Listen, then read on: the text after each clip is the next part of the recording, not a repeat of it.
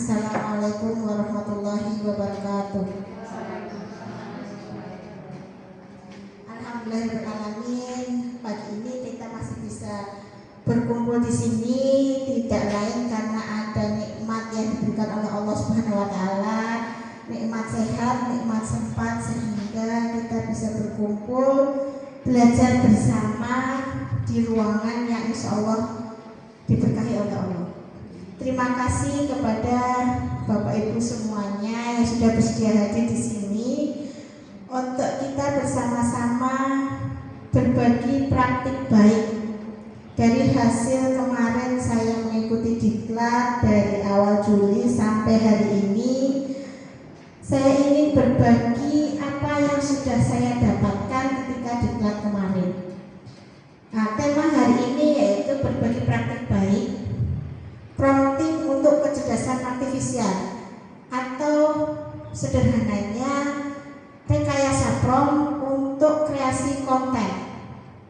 Konten itu bisa macam-macam ya Bapak Ibu, bisa berupa gambar, bisa berupa video, bisa berupa suara.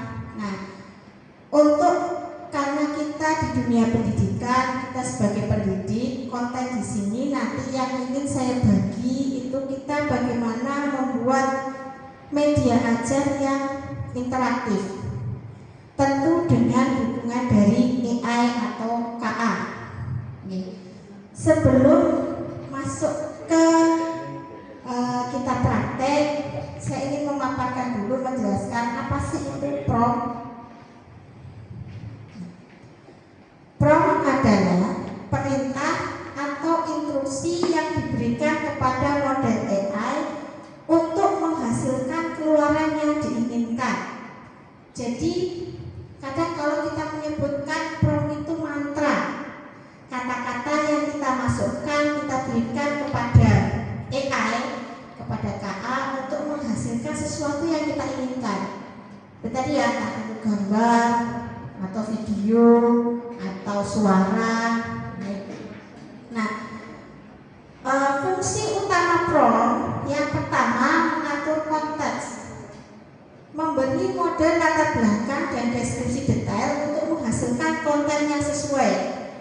Jadi fungsinya untuk menghasilkan konten yang sesuai, kita memasukkan prompt itu sedetail mungkin sesuai dengan keinginan kita. Yang kedua, memberikan instruksi spesifik, membantu model fokus pada area tertentu, misalnya dengan menyertakan kata kunci. Jadi tadi ya, supaya si AI itu tidak keluar dari topik yang kita inginkan. Yang ketiga, menentukan format output, yaitu menginstruksikan format yang diinginkan seperti daftar poin, esai, atau dialog. Jadi kalau kita menggunakan AI ChatGPT, kita bikin modul ajar. Tolong buatkan modul ajar materi pendidikan agama Islam kelas 10. Buatkan dalam format dokumen atau buatkan dalam format presentasi. Jadi si AI itu dia tahu output yang diminta itu dalam bentuk apa. Yang selanjutnya, memfasilitasi kreativitas, menyertakan elemen kreatif seperti metafora atau skenario agar output memiliki nilai estetika. Jadi tambahkan desain kreatif, ilustrasi kartun misalnya, atau berikan menjadi ilustrasi Ghibli, itu untuk kreativitas. Unsur-unsur prompt yang efektif, yang pertama instruksi. Ya jelas, inti dari prompt yang menjelaskan tugas yang harus dilakukan oleh AI. Contoh, tuliskan puisi tentang hujan. Yang kedua, konteks atau background. Nah, ini memberikan informasi latar belakang untuk memandu AI memahami situasi atau audiensnya. Misalnya, saya seorang guru informatika. Nah, tolong jelaskan pengertian dari berpikir kritis dari sudut pandang informatika, misalnya seperti itu. Jadi ada latar belakangnya. saya seorang guru matematika di sekolah dengan daerah pedesaan dengan siswa yang cenderung pasif. Tolong buatkan saya modul ajar untuk membangkitkan semangat siswa. Jadi ada latar belakangnya. Yang ketiga, data atau input yang spesifik, yaitu informasi khusus yang perlu diproses seperti teks atau data mentah. Misalnya saya punya tugas meringkas sebuah artikel, upload artikelnya, kemudian perintahkan tolong buatkan ringkasan materi dari artikel berikut ini. Ya, artikelnya bisa diketik di situ atau diupload. Yang keempat, ada contoh. Nah, demonstrasi output yang diharapkan untuk memandu format, gaya, atau konten. Jadi contoh, seperti kemarin ketika saya membuat modul ajar, saya meminta contoh format dari punya Bu Bowo dan punya Bu Adis misalnya. Dua-duanya saya upload. Tolong buatkan saya modul ajar informatika, waktu itu materi sistem komputer dan dengan kerangka sebutkan semuanya, kemudian seperti contoh yang saya upload. Nah, maka nanti kita akan memberikan contoh seperti yang memberikan output seperti contoh yang diupload sesuai dengan struktur yang dari adminnya modul ajar info dan buat yang sudah saya upload. Jadi ya, ada parameter teknis yaitu pengaturan model output seperti panjangnya, kreativitasnya, ya. Kemudian format outputnya seperti tadi, mau dalam bentuk tabel, teks biasa, paragraf atau gambar, nada dan gaya, penyesuaian bahasa sesuai kebutuhan. Misalnya bahasa formal, kasual atau teknis, kita bisa menyebutkan di dalam promptnya disebutkan perintahnya. Misalnya buatkan dalam bahasa yang kasual, karena kita membuat poster misalnya untuk anak-anak. Batasan. Nah, dalam membuat prompt juga bisa kita berikan batasan supaya tadi AI tidak keluar dari apa yang kita minta. Misalnya, saya punya foto saya itu fotonya sederhana, hanya di depan rumah. Saya ingin seolah-olah saya itu habis traveling daerahnya bersalju misalnya. Upload fotonya, kemudian promptnya aja sederhana aja, buatkan dari foto yang saya upload, tolong buatkan latar belakangnya daerah bersalju, kemudian pakaian saya menggunakan pakaian tebal. Tapi saya kasih batasan, jangan merubah wajah. Nah, nanti outputnya dia wajahnya nggak akan berubah, tetap. Ya walaupun kadang karena namanya AI ya, kadang tetap wajahnya berubah, sudah ada batasannya. Kemudian ada peran, meminta AI berperan sebagai ahli atau karakter tertentu. Jadi misalnya mungkin kita mau bertanya tentang kesehatan, berarti malam AI itu dianggap sebagai ahli kesehatan. Penyempurnaan iteratif, proses memperbaiki prompt berdasarkan respon AI sebelumnya. Jadi biasanya ketika kita membuat konten, prompt pertama hasilnya belum sesuai dengan apa yang kita inginkan, maka kita ulangi lagi. Kita ulangi lagi, promptnya diperbaiki lagi, biasanya benar-benar sesuai dengan apa yang kita inginkan. Nah, si AI tadi dia akan belajar, oh dari prompt yang pertama ternyata hasilnya salah, diperbaiki. Dia akan belajar, ya berarti yang diperbaiki di segini. Nah, strategi penyusunan prompt itu ada dua, zero shot prompting dan few shot prompting. Nah, kalau zero shot itu sebenarnya ketika kita membuat prompt membuat ini konten dengan prompt yang sederhana tadi. Buatkan saya modul ajar matematika materi barisan dan deret. Sudah cukup itu saja. Ya, si AI juga akan berikan hasilnya, ya. Karena promptnya sederhana, hasilnya juga cepat keluar dan dia hasilnya juga sederhana. Nah, tapi kadang kurang itu berarti lebih detail, kemudian diberikan contoh-contohnya seperti tadi ya, ketika saya baru belajar, saya berikan detailnya, kerangkanya seperti apa saja, kemudian saya upload contohnya. Nah itu Viewshot. Hasilnya mungkin membutuhkan waktu lebih lama untuk melihat hasilnya, karena si AI itu dia akan menganalisis dulu dari contoh yang ada, tapi jelas hasilnya lebih detail karena ada contohnya. Nah, biasanya kapan sih digunakan?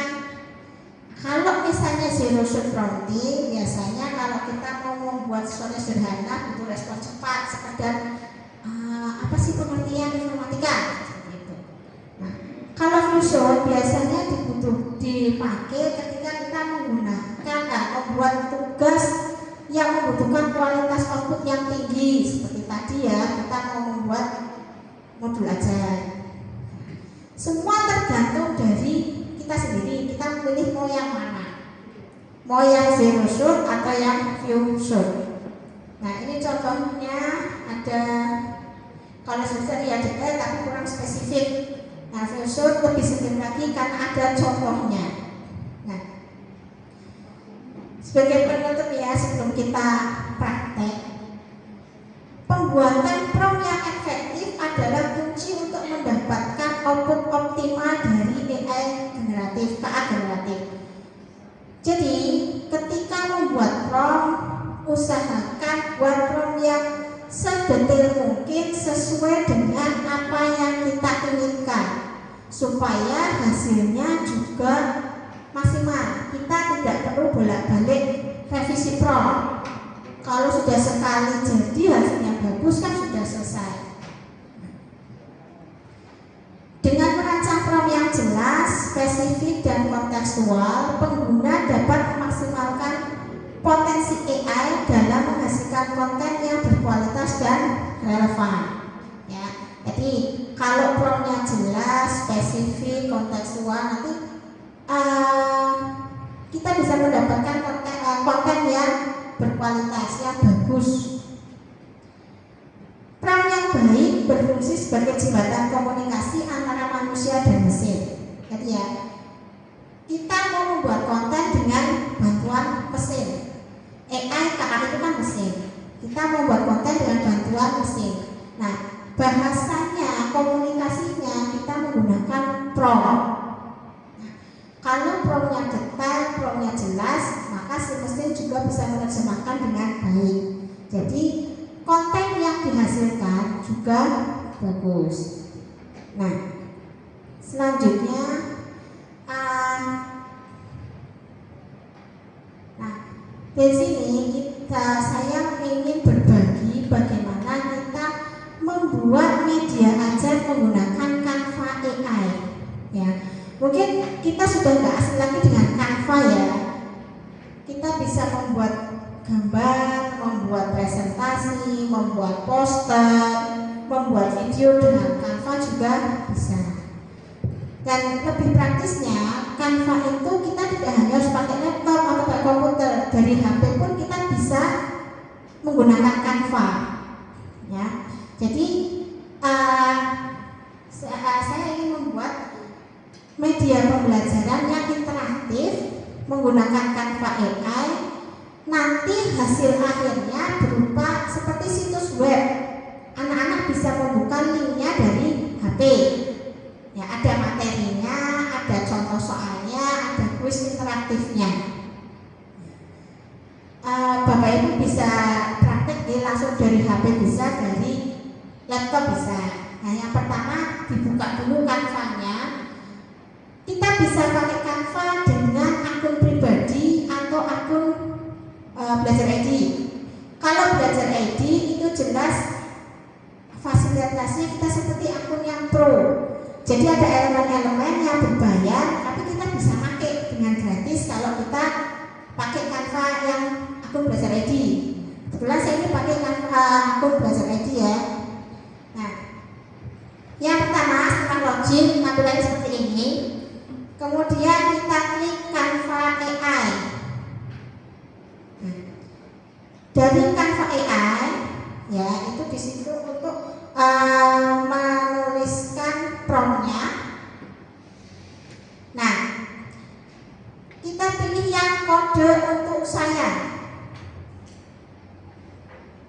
untuk saya. Setelah itu di bawah sebenarnya kita bisa pilih, lihat semua yang dapat Anda lakukan dengan AI. Nah, panjenengan bisa pilih terserah mau buat apa. Ada menu interaktif untuk restoran, ada permainan kartu pengingat interaktif, kemudian penghitung waktu mundur, permainan mencocokkan kosakata. Nah, tapi saya hari ini saya nggak ingin mencoba satu-satu. Saya mau mencoba membuat media ajar yang di dalamnya ada materi dan ada kuisnya langsung sekalian. Ya, jadi kita ketikkan promnya di sini. Kebetulan promnya sudah saya ketik dulu di Microsoft Word biar nggak kelamaan.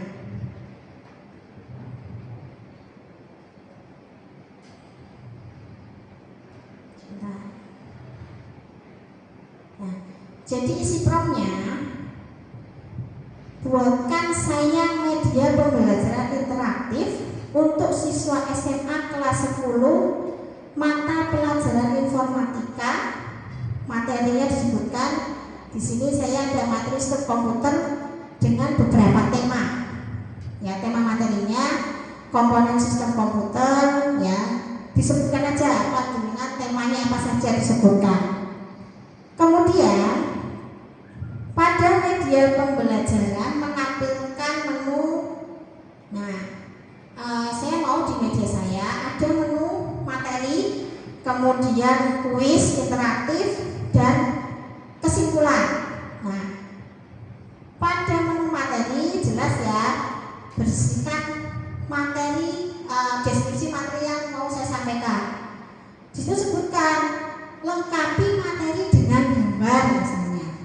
Kalau misalnya mungkin dari matematika saya materi barisan dan deret, lengkapi materi dengan gambar interaktif garis bilangan misalnya. Boleh, silakan sesuaikan dengan materinya apa.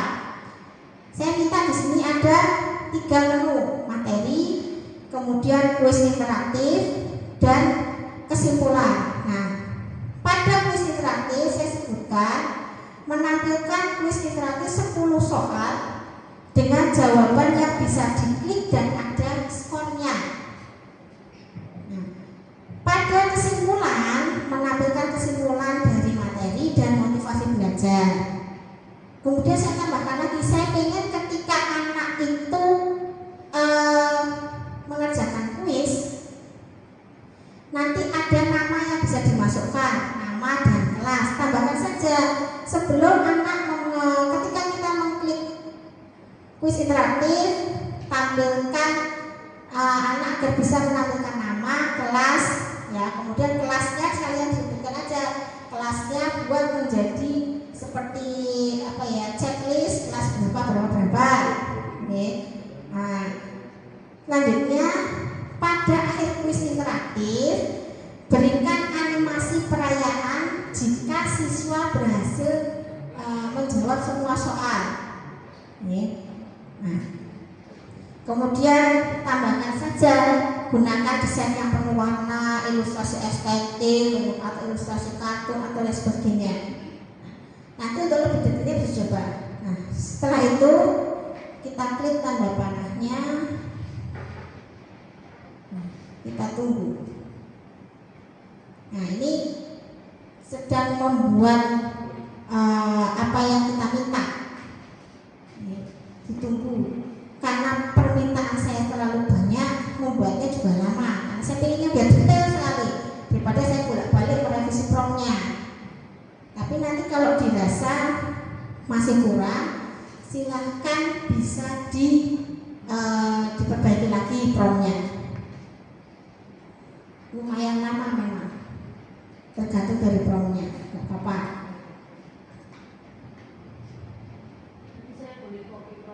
Oh boleh, nanti saya copy promnya. Silakan, nanti promnya boleh silahkan di copy, ya. Nanti hasilnya dicoba sendiri, disesuaikan dengan materi yang panjenengan mau ajarkan. Iya, Canva AI langsung muncul nanti.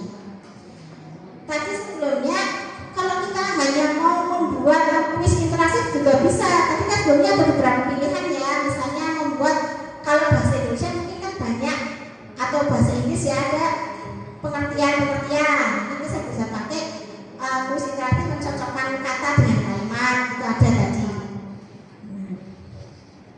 Kalau ini saya pilih biar langsung satu ini ada materi, ada kuis interaktifnya.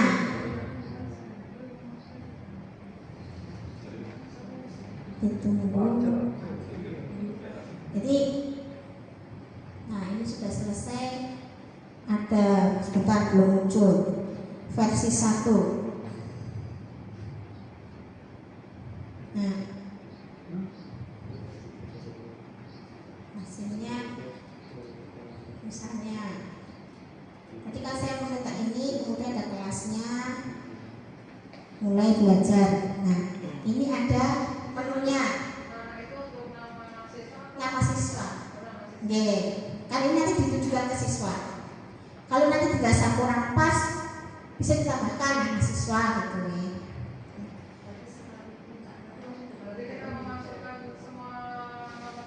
Enggak, kalau nama kita siswa itu sendiri. Yang saya inputkan tadi kelasnya. Yang ada 3 pilih kelasnya.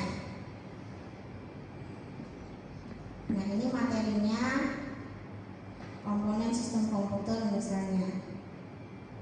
Ya, kemudian interaksi manusia dengan komputer, kolaborasi. Nah, ini kan mungkin ini materinya masih terlalu ringkas gitu ya. Nanti silakan bisa ditambahkan lagi.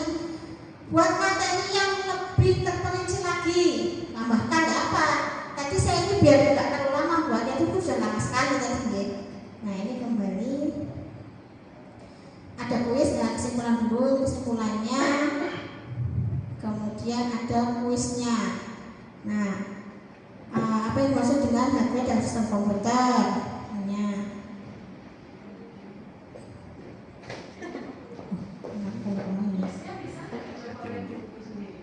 Bisa, boleh.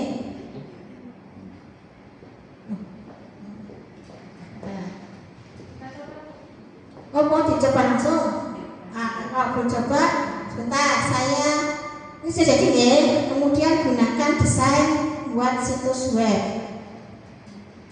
Nah, jadi nanti linknya yang saya kirim ke siswa.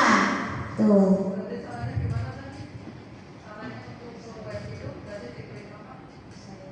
Buat desain, gunakan sebagai desain ya, nanti situs webnya saya buka lagi. Nah, gunakan dalam desain, kemudian situs web, masuknya ke sini. Kita biar sama kan nih, hasilnya seperti ini. Nah, saya membuat dengan prompt yang sama, hasilnya berbeda. Yang satu keluarnya ini, yang satu keluarnya seperti ini. Itu promptnya sama, tapi karena dengan waktu yang berbeda, hasilnya berbeda. Nah kan, itu bisa digunakan sebagai referensi panjenengan. Kira-kira mau saya pakai yang mana ya? Nah, kalau ini berarti namanya di depan. Kalau yang satunya, kita anak siswa masukkan nama ketika dia mengerjakan kuisnya. Nah, publikasikan situs webnya. Kita sudah publikasikan situs, kemudian alamatnya bisa kita buat. Mau seperti apa? Bebas. Nanti di Canva, misalnya ini, kita publikasikan situs. Si Canva itu akan memberikan pengaturan mau dipublikasi menggunakan domain sendiri atau domain dari Canva. Domain itu alamat. Misalnya kalau kayak webnya SMA kan .sca.id khususnya SMA. Kalau kita punya domain sendiri, ya kita bisa, tapi harus bayar. Kalau mau gratis berarti pakai domainnya Canva. Jadi nanti .canva, ya ada .canva-nya. Nah, Ya kalau saya sarannya ya yang gratis saja, karena nanti bisa diganti lagi, soalnya itu kan tidak permanen, karena nggak kita pakai selamanya kan ya. Nah, itu tadi. Jadi ini .mycanva.site gitu ya. Saya publikasi.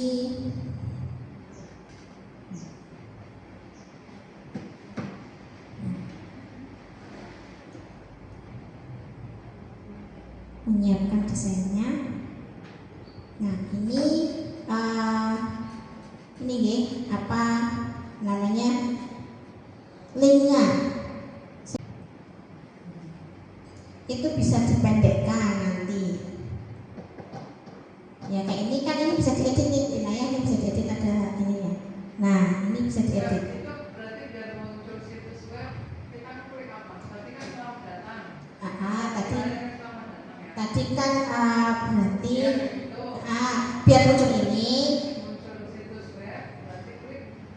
Tadi gunakan sebagai desain. Ya. Nanti ada pilihannya situs web. Kita kembali lagi ke awal dulu.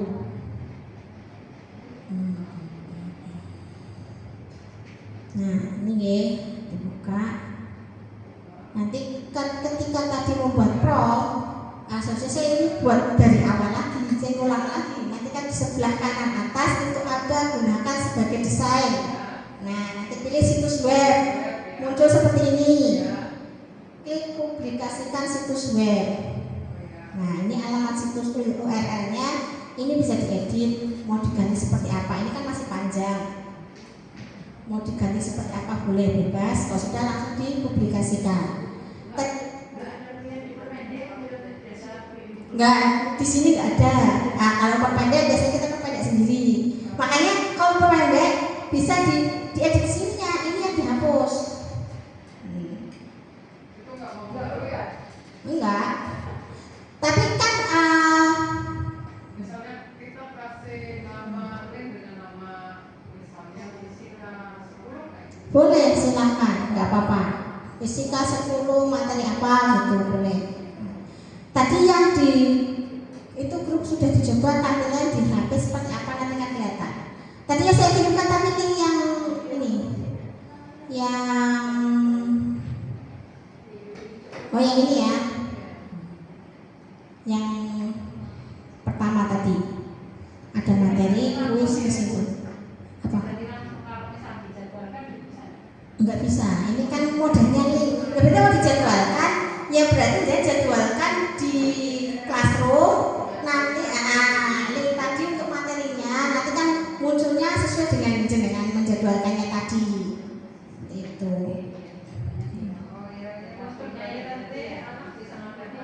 Iya, bisa klik materi, bisa klik kuis interaktif, bisa ini. Jadi yang ini tadi masuknya ke nih.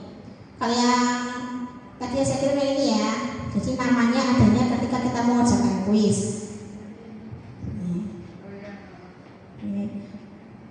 Nah, mungkin itu yang bisa saya sampaikan. Terus hasil dari kuis itu munculnya di mana? Munculnya di dalam, nanti ada, karena gini, kalau ini kan kita tidak membuat database-nya. Ya, tadi kan tidak saya tidak masukkan prompt database-nya. Jadi datanya itu belum tersimpan. Kecuali kalau kita tadi buatkan di prompt-nya ditambahi, buatkan database-nya hasil kuis interaktif siswa dalam format tabel atau Excel, nanti akan ada muncul. Ini kan hanya saya tadi hanya awalnya dulu. Berarti kalau ingin misalnya ada hasil dari kuis satu kelas itu, di prompt-nya kita tambahin. Ya, tambahin lagi yang detail lagi. Otomatis seperti Google Form ya? Enggak Google, karena ini bukan form. Ya. Harus ada tambahan prompt-nya. Berarti buatkan hasil dari pengerjaan kuisnya dalam sebuah tabel format Excel apa seperti itu. Misalnya ingin tidak terlihat anak yang hasil itu bisa nggak? Bisa aja. Tadi kan saya menyampaikan di prompt-nya tampilkan nilainya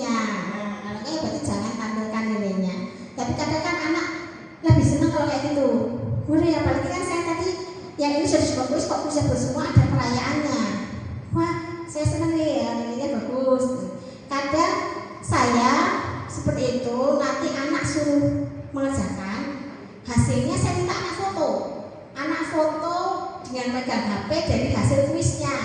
Ini loh sebagai bukti saya mengerjakan. Nah, jadi nggak hanya HP-nya difoto, tapi anaknya foto sambil megang HP-nya hasil kuisnya tadi, kan ada nilainya. Ini bukti saya mengerjakan. Ya, nanti bukti itu dikirim di classroom seperti itu. Jangan seperti itu. Nah,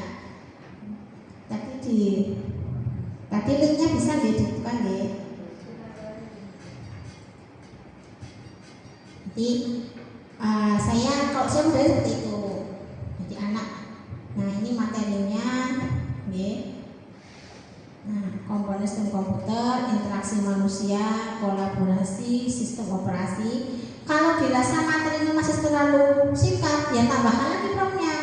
Buatkan materi yang lebih mendalam lagi. Kembali ke kuis. Nah, kok ini berarti namanya ketika ini misalnya kelasnya mulai. Apa itu CPU? Central Unit. Nah, betul. Perangkat input. Kalau itu hijau berarti betul. Fungsi RAM. Kita buat biar betul semua. Nanti ada perayaannya.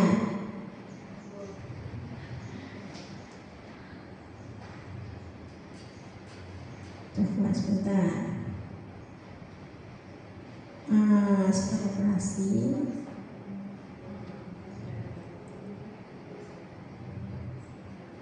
Nah, jadi ada perayaannya ketika anak menjawab benar.